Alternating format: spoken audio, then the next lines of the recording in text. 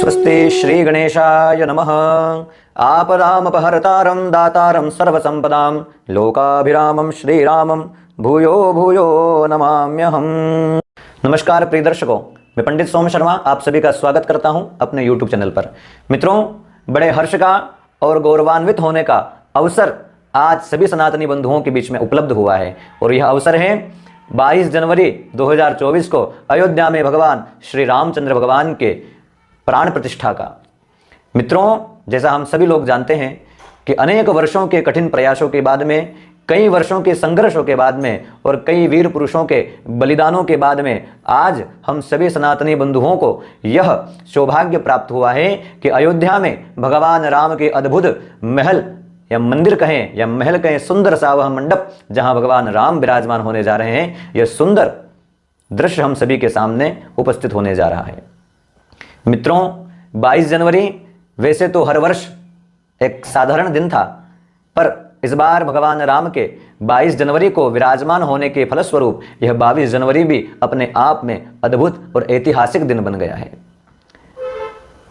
दर्शकों, 500 वर्षों के संघर्ष के बाद में यह सुंदर, दर्शकों, भगवान राम साक्षात धर्म है।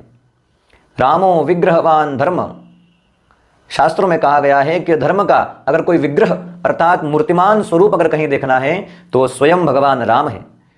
साक्षात धर्म के विग्रह हैं। उनका जीवन, उनकी मर्यादाएं, उनका रहन सहन, वाचन, उनके समस्त प्रकार के आचरण धर्म की कसौटी पर गढ़े गए हैं। साक्षात धर्ममूर्ति भगवान राम जब अयोध्या में विराजमान होंगे तो निश्चित ही धर्मयुग का प्रारंभ होगा, श्री राम युग का प्रारंभ होगा। और सनातनी बंधुओं, ये निश्चित मान करके चलिए कि यह भारत जो है हिंदू राष्ट्र बनने जा रहा है। भगवान राम की महती कृपा हम सभी पर होने जा रही है। 22 जनवरी को सभी लोग नानाविध भगवान की सेवा अर्चनाएं अपने अपने नगरों में कर रहे हैं। उसी विषय में आज एक जानकारी आपके सामने लेकर के उपलब्ध हुआ हूं। आज हम चर्चा करने जा रहे हैं भगवान राम की पूजा से जुड़ा हुआ एक ऐसा विषय जिसको अगर हम करेंगे तो 9 ही ग्रह अनुकूल हो जाएंगे, 9 ग्रहों की कृपा हो जाएगी। क्योंकि शास्त्रों में कहा है, जा पर कृपा राम की होई, ता पर कृपा करे सब कोई। जिस पर भगवान राम अगर कृपा कर दे तो उस पर तो सभी कृपा कर देते हैं, चाहे वह ग्रह हो या अन्य कोई देवता हो।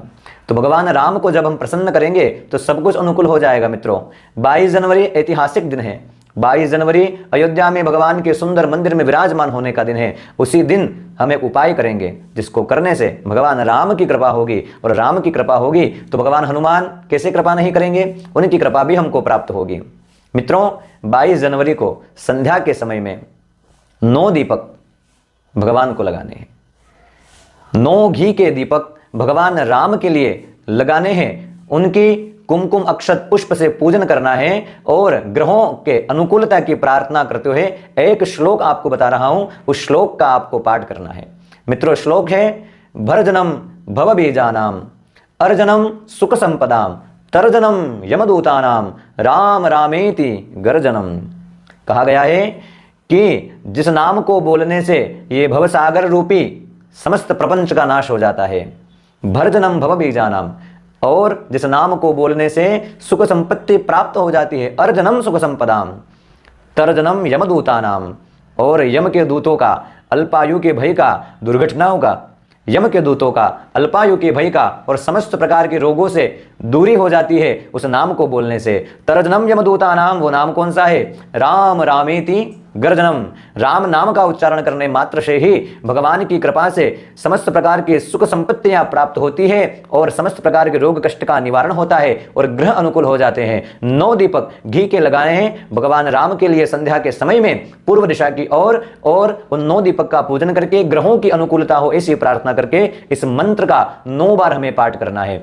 इस श्लोक का हमें 9 बार पाठ करना है। भरजनम भवबीजानाम अर्जनम सुख संपदाम तर्जनम यमदूतानाम राम रामेति गर्जनम। यह श्लोक का 9 बार पाठ करके 9 घी के दीपक संध्या के समय जो लगाएगा, भगवान राम की कृपा अवश्य होगी, हनुमान जी की कृपा अवश्य होगी और सारे ग्रह अनुकूल हो जाएंगे। बड़े प्रसन्न होकर के 22 जनवरी का उत्सव हम सभी को मनाना है। भगवान राम की प्राण प्रतिष्ठा का कार्य, अद्भुत संयोग हमारे सामने उपस्थित है। भगवान राम की महती कृपा आप सभी पर हो, यही भावना, इसी कामना के साथ सभी मित्रों को जय श्री